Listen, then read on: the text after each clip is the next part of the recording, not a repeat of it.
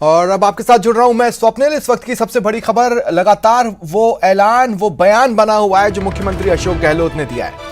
उन्होंने ये साफ कर दिया है कि वो कांग्रेस अध्यक्ष पद के लिए चुनाव में खड़े हो रहे हैं। उन्होंने ये भी साफ कर दिया कि ऐसी आलाकमान की मंशा थी और वो आलाकमान के कहे को नहीं टालेंगे। आलाकमान जो चाहता है उसे पूरा करेंगे। अब देखिए, पिछले 2-3 दिन के सीएम अशोक गहलोत की जो भी इंटरेक्शन मीडिया के साथ रहे, आप उसे देखेंगे तो कुछ बयानों में विरोधाभास नजर आएगा और वही कुछ बयानों में वो बात नजर आएगी जो एज इट इज आज भी बनी हुई है। जैसे 2-3 दिन से वो लगातार कह रहे थे आलाकमान जो चाहेगा वो हम करेंगे। हालांकि हम इस बीच राहुल गांधी को एक बार मनाने की कोशिश करेंगे, लेकिन अगर आलाकमान मुझसे कहता है कि चुनाव लड़ो तो मैं लड़ूंगा, मुझे पद का लोभ नहीं है। आज की अगर आप कंडीशन देखते हैं तो वो उस बात पर 100% खरा उतर रहे हैं। उन्होंने आज भी यही कहा कि आलाकमान कह रहा है और मैं इस बात को मानूंगा। गांधी परिवार का कोई सदस्य चुनाव नहीं लड़ेगा, मैं चुनाव लड़ने वाला हूं। और सहयोगी सुधीर शर्मा जयपुर से मेरे साथ जुड़ रहे हैं इस वक्त। सुधीर, मेरी आपसे बातचीत आधे घंटे पहले रुकी थी। मैं आपके पास इस सवाल के साथ आया था कि अगर कांग्रेस विपक्ष में होती और यह खबर आई होती, या कोई और सिनेरियो होता और यह खबर आई होती, तो कांग्रेस जश्न मना रही होती, सड़कों पर जश्न मनाते नजर आती। लेकिन आज वो वेट एंड वॉच की स्थिति में नजर आ रही है, संभल संभल कर बयान दिए जा रहे हैं।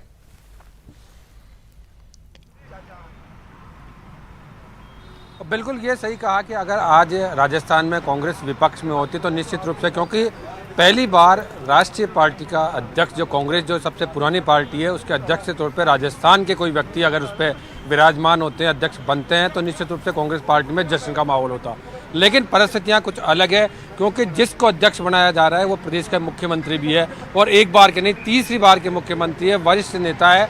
तो अब क्योंकि हर पार्टी की अपनी राजनीतिक स्थिति होती है, अंदरूनी राजनीति चलती है, इस लिहाज से अगर देखें तो कांग्रेस भी इससे अछूती नहीं है। और यहाँ पर अभी जो अंदरूनी राजनीति चल रही है वो बड़ी खेमेदार नज़र आ रही है कि कुछ विधायक किसके साथ है, कुछ विधायक किसी के साथ है। अब चूंकि ये तय हो गया कि आलाकमान ही प्रदेश के मुख्यमंत्री की स्थिति को क्लियर करने वाले हैं, उसके बाद तो और भी स्थिति विकट नज़र आती है। सब जो कांग्रेस के विधायक है या कांग्रेस की तरफ से मंत्री हैं, उनके भी दिल में ज़रूर कहीं न कहीं दुख है। जब से कोची गए, कोची के बाद बयान आया, बयान के बाद से विधानसभा के अंदर जो कांग्रेस के विधायक हैं या मंत्री हैं, उनके दिलों में ज़रूर दुख शुरू हो गई। और दिन भर विधानसभा के अंदर इस बात की भी चर्चा रही कि कौन अगला मुख्यमंत्री होगा अगर राष्ट्रीय अध्यक्ष के तौर पर अशोक गहलोत बन जाते हैं राहुल गांधी के निर्देश मिलने के बाद। तो अब ये देखने वाली बात होगी कि अब सुधीर भाई आपके इस सेंटेंस को मैं यहीं पर रोक रहा हूँ। देखिए सुधीर भाई, मैं आपके इस सेंटेंस को इस वक्त यहीं पर रोक रहा हूँ। मैं बता रहा हूँ क्यों। देखिए, इतना तो तय है संभवतः राहुल गांधी की सक्रिय राजनीति में आने के बाद ये पहला ऐसा मौका है जब राहुल गांधी ने अशोक गहलोत की एक न सुनी। और यहाँ पर यह बात भी दर्शकों को समझना जरूरी है कि दरअसल अशोक गहलोत 2 बातें मानी है उन्होंने। पहला तो ये कि वो पार्टी के राष्ट्रीय अध्यक्ष का चुनाव लड़ेंगे और दूसरा पद छोड़ेंगे। ये दोनों बातें उन्होंने मानी है। जी देखिए, जो उदयपुर में जब कांग्रेस की मीटिंग थी तब उसमें फैसला हो गया था कि एक व्यक्ति 2 पदों पर नहीं रहेगा। लेकिन जब दिल्ली अशोक गहलोत पहुंचते हैं तब उन्होंने कहता है कि चुनाव तो लड़ ही सकता है, ये तो निर्वाचित अंदरूनी प्रक्रिया है, 2 पदों पर रहने पे क्या दिक्कत है। एक तरह से इस तरह का बयान उनका सामने आया था।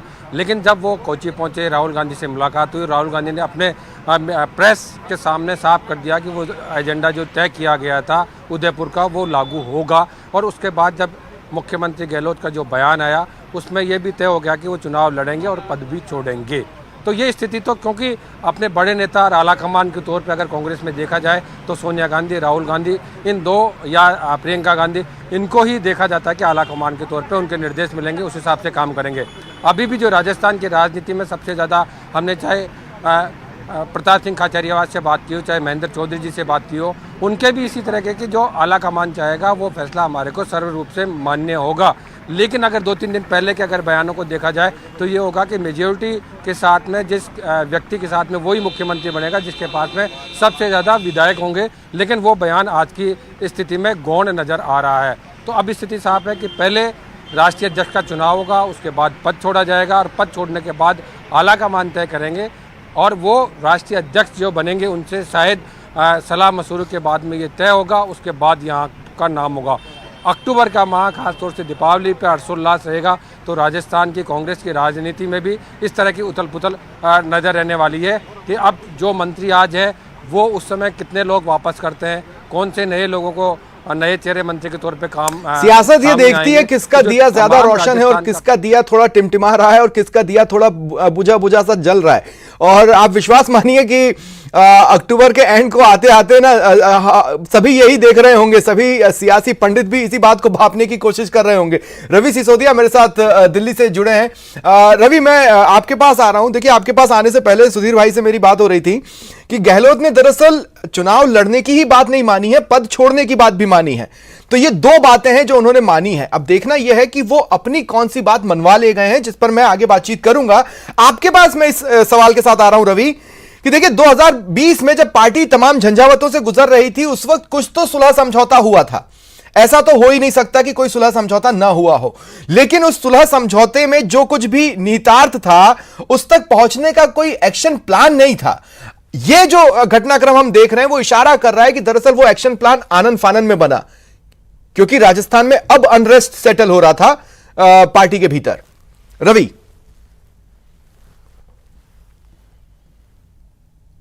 देखिए स्वप्निल, अशोक गहलोत तो राजनीति के जादूगर माने जाते हैं। पिछले महीने 25 अगस्त को उनकी मुलाकात जब सोनिया गांधी से हुई थी, उस दौरान ये खबरें निकल कर सामने आ रही थी कि अगर इस बार कोई गैर गांधी प्रदेश को अध्यक्ष बनने की रेस में होगा तो वो अशोक गहलोत होगी। ये संकेत उनको उस समय ही दे दिए गए थे। हालांकि मान मनोबल का दौर चल रहा था लगातार, उसके बाद से वो मान मनोबल कर रहे थे और उन्होंने कई बार ये बोला भी है कि कोशिश करें कि राहुल गांधी ही राष्ट्रीय अध्यक्ष बने और बनाने की कोशिशें चल रही थी। हालांकि आज वो स्पष्ट हो गया कि राहुल गांधी नहीं माने, गांधी परिवार कोई भी सदस्य अध्यक्ष नहीं बनेगा, तो ऐसे में अशोक गहलोत ही उस जिम्मेदारी को संभालेंगे और वो अध्यक्ष पद का चुनाव लड़ेंगे। क्योंकि उनके मुकाबले उनके सामने शशि थरूर बहुत बड़ा मुकाबला है, बहुत कड़ा मुकाबला नहीं माना जाएगा। जहाँ तक 2020 की बात करें तो 2020 के दौरान भी एक फार्मूला जरूर तैयार किया गया था। उस फार्मूले को लेकर आपने देखा होगा कि सचिन पायलट भी कई बार नाराज हुए थे और गाहे बगाहे वो कहते रहे थे कि जो फॉर्मूला बनाया गया उस पर अमलीकरण नहीं हो रहा, उस पर अमली जामा नहीं पहनाया जा रहा। तो एक नाराजी उनकी तरफ से लगातार थी। लेकिन राजस्थान में अगले साल चुनाव होने वाले हैं, दोनों की अदावत किसी छिपी नहीं है और कांग्रेस को एक कोई बीच का रास्ता निकालना था। हालांकि सूत्र अभी भी बता रहे हैं कि सचिन पायलट के नाम पर सहमति नहीं बनी है। जो भी फैसला लिया जाना है वो सोनिया गांधी की तरफ से लिया जाना उनको नहीं। लेकिन सचिन पायलट को कल जयपुर आ जाना था, उनका दिल्ली में रुकना कुछ तो इशारा कर ही रहा होगा ना रवि। के लिए तो ऐसे में वो भी चाहें कि राजस्थान के मुख्यमंत्री उनके कोई पसंदीदा हो, कोई उनके पसंद का चेहरा हो। तो अभी कोई भी स्थिति स्पष्ट नहीं है, लेकिन ये जरूर कहा सकता है कि राजनीति के जादूगर हैं वो और कोई भी फैसला अगर वो लेते हैं तो सोच समझ के फैसला लेंगे। अगर वो तैयार हुए हैं तो अपनी बात को मनवाने के ऊपर या फिर उनको कहीं ना कोई एश्योरेंस मिला होगा कि उनकी बातों पर ध्यान रखा जाएगा या उनकी बात पर विचार किया जाएगा, तभी वो मानने हैं। क्योंकि कल 2 दिन पहले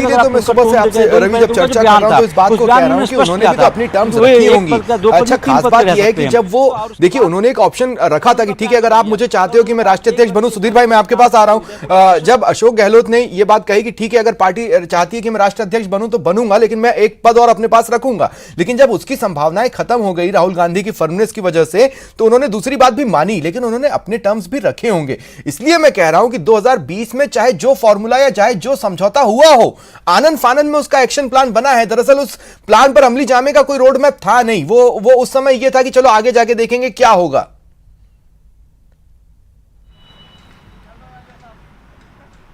देखिए ये बात सही कही कि आगे जाके देखेंगे क्या, अभी तात्कालिक परिस्थितियां क्या कह रही है उसको सुलझाया जाए और उसी के तहत उस समय भी जो फैसला लिया गया होगा, जो निर्णय लिए गए होंगे वो लिया गया था। और लगातार राजनीतिक हलकों में भी इस बात की चर्चा होती रही 2020 के बाद में भी कि 1 साल रहेंगे, 1.5 साल रहेंगे, 2 साल रहेंगे, 2.5 साल रहेंगे, ऐसे करके टाइम व्यतीत होता गया। लेकिन अब जाके ये बात यहाँ आके अटक गई कि राष्ट्रीय अध्यक्ष कौन होगा। अब जब गांधी परिवार ने इस बात से साफ कर दिया, क्योंकि लगातार बीजेपी इस मामले को लेकर आक्रामक रही है कि केवल वंशानुगत आधार पर और वंश परंपरा के आधार पर कांग्रेस के राष्ट्रीय अध्यक्ष उन्हीं का रहता है। तो इस मिथ्या को तोड़ने के लिए सीधे तौर पे सोनिया गांधी और राहुल गांधी ने यह फैसला लिया। और जब राहुल गांधी को मनाने की बात आई तो अशोक गहलोत खुद दिल्ली गए, दिल्ली से कोची गए, कोची में उनकी मुलाकात हुई। न केवल मुलाकात होती है, उसके बाद उनके बयानों में भी परिवर्तन हुआ कि जो राष्ट्रीय अध्यक्ष विपक्ष की तो एक और बात को यहाँ पर हवा निकल रही है। जब राहुल गांधी अपनी बात पर अड़े रहे तो ये मैसेज ये भी गया कि राहुल लुंजपुंज नहीं है, वो भी फर्मनेस के साथ अपनी बात पर टिके रह सकते हैं। ये भी एक मैसेज इस घटनाक्रम से ऑटोमेटिकली गया है। लेकिन सुधीर, देखिए, मैं आपसे कह रहा हूं, क्या इससे कांग्रेस में प्रदेश में स्थितियां सुधर रही हैं? ये सवाल क्यों है, ये सुनिए। जो अशोक गहलोत गुट के माने जाते थे, उनमें से कुछ चेहरे पायलट के समर्थन में नजर आने लगे। वहीं पायलट के समर्थन वाले कुछ चेहरे अशोक गुट के समर्थन में खड़े नजर आने लगे।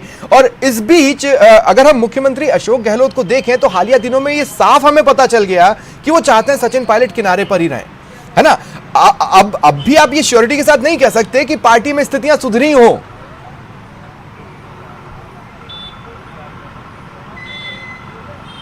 नहीं, देखिए, इस सवाल का यूं जवाब भी दिया जा सकता है कि जब जो पायलट गुट के या पायलट खेमे के साथ थे, उसमें और आज की तस्वीर में निरंतर बदलाव होता जा रहा है, समित व्यतीत होता जा रहा है।